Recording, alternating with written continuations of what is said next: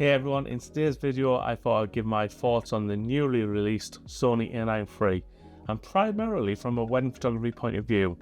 Would it be a great wedding camera? Is it overkill? How many years of use would I get out of it? A number of questions to answer in the video, and I'll walk through its array of capabilities and talk about each of them. And at the end of the video I'll give a short conclusion as to my final thoughts on the camera, so let's just jump straight in. The camera has dual Bionz XR processors, making it up to 8 times faster than the previous Bionz X chips, which can be found in the original A9 from 2017. The same XR chips in the flagship Sony A1. To be honest, I'm not sure why I would buy an A1 over an A9III when comparing them apples to apples. Is the extra 26 megapixels and the 8K 30 in the A1 worth it over the features in the A9III? Only you can decide that. For me, I would personally call the Sony A9III the flagship camera. It has everything and more. Let's cover the hype and the main talking point, the global shutter. And it is a big deal for so many reasons. The Exmor RS stacked sensor combined with the previously mentioned Bionz XR processors eradicate processing delays and enable incredible shooting speeds of 120 RAWs per second. Wow. Get a pen and paper or calculator and figure out how many pixels are being pushed to the cards in 1 second. It's an absolutely crazy number, and it's absolutely crazy to be able to shoot 120 RAW images in 1 second. Absolutely mind-boggling. For wedding photography, I would say 120 FPS is absolute overkill. There is no way on God's green earth I would ever shoot at that speed on a wedding. For the past 7 years, I've shot at 5 frames per second for 99% of the day, and I've never missed a moment. The 120 frames per second comes into its own for specific use cases, which, let's call it for what it is, it's a sports camera. Sports and wildlife would be two great examples of a best use case for this camera, especially with features such as pre-capture, having the ability to shoot 120 FPS of a sport in action or a bird taking flight, and then picking the exact shot you want. It's pretty insane. A more practical feature for wedding photography, considering we work indoors for large parts of the wedding, would be anti-flicker. They have this feature in other cameras such as the A7 III and the A7 IV and several others, but having the global shutter on the A9III totally eliminates it. I've shown you before the colour and exposure changes from flickering fairy lights using my original A9, and Sony claims flicker cannot cause brightness and colour variations within a single image with the new A9III. It also comes with blackout-free shooting up to 120 FPS, which isn't new, as the original A9 had blackout-free shooting, but it didn't have the 120 frames per second, so that's a big thing for that feature. Another huge part of the global shutter is the elimination of rolling shutter. In a conventional sensor, light is read line by line, which is what creates the jelly effect known as rolling shutter. With the introduction of a global shutter, the sensor captures the light at the same time, meaning no more warped golf club swings. This next one is a huge deal, and again it's all made possible by the global shutter. Flash sync speeds. I'm sure my fellow industry friends like Neil Redfern would absolutely love this. Just a quick one, if you are interested in Flash, head over to Neil's Flash Masters website for loads of content, and even enter for awards. Let's get back to Flash Sync. With the A9III, you can Flash Sync up to 1/80,000th of a second in a single shot. Sony claim there may be variation in light and colour past 1/10,000th of a second, and the level of manual flash power may be not sufficient, so just something to be aware of. Let's talk about the rear screen for a second. The new 4-axis multi-angle 2.1 million dot screen, which is the same screen actually as the Canon R5. Well done Sony for catching up. One of the world's largest best screen manufacturers, and they still kind of put an amazing screen on their cameras. They obviously believe that's where they can save money. But on the whole, is the new 2.1 million dot screen any good? Yeah, of course it is.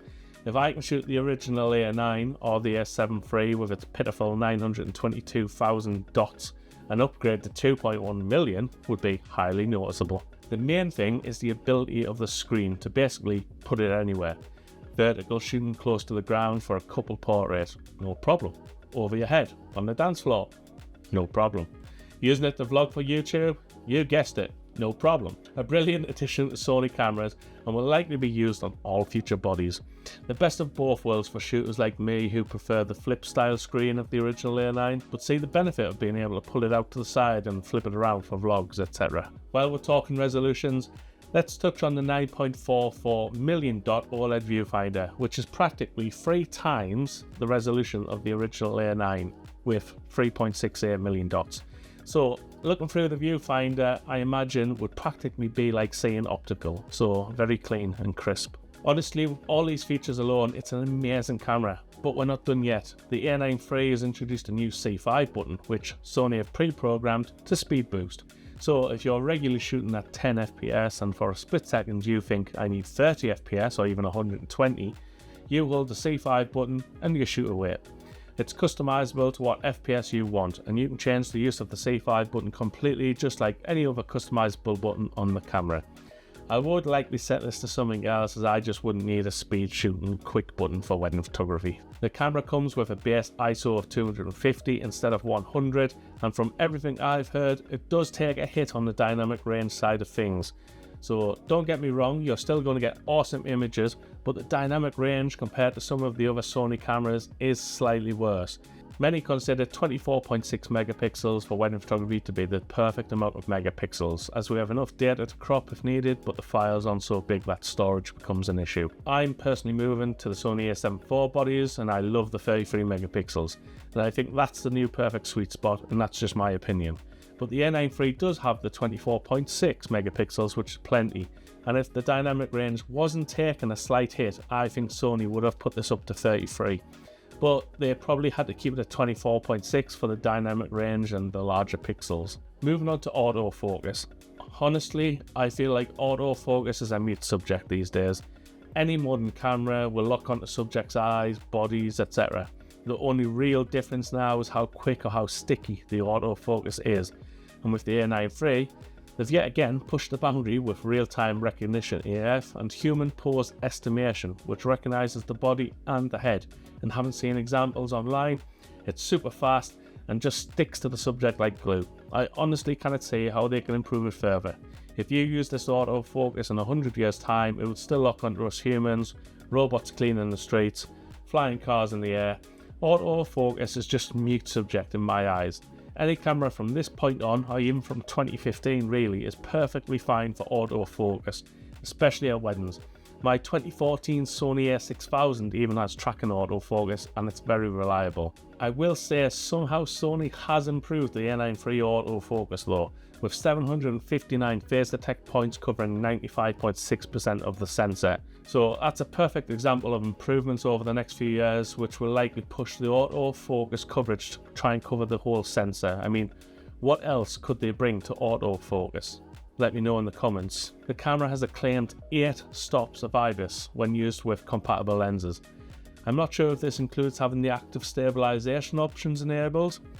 Even if it isn't, 8 stops is just whoa. If I ever get my hands on one, I'll do some thorough testing and hopefully shoot a wedding or two with it. It also boasts dual CF Express Type A slots, so no dumbed down speed issues. Super fast buffering and writing to both cards is perfect. Especially for hybrid shooters like myself, burst shooting 5 to 10 raw photos and then having the ability to just hit record is quite vital in key moments such as the wedding couple walking back down the aisle. It's worth saying the slots will also take standard SD cards if you don't want to buy CF Express cards. We're almost finished, so let's touch on some video specs. Now, Sony has just put the kitchen sink in the A9 III, and this is why I think the A9 III is practically their flagship. It has everything. Sony gave it 4K 10-bit, 422 up to 120 frames per second with no crop. No crop is the main thing. S-Log free, S-Cinetone, breathing compensation with compatible lenses. It's 4K 60 oversample from 6K. It has the brand new dynamic active mode stabilization, and of course it has real-time tracking. The price, a whopping £6,100 here in the UK, and if I had 12 grand laying around, I'd buy 2 of them today. In conclusion, from everything I just talked about, can you hand on heart tell me you would never need anything more than what I've just talked about? Yes, the Sony A1 can do 8K, but the world is nowhere near 8K being mainstream. Half the planet is still catching up to 4K. I know professional videographers delivering their wedding films in 1080p still.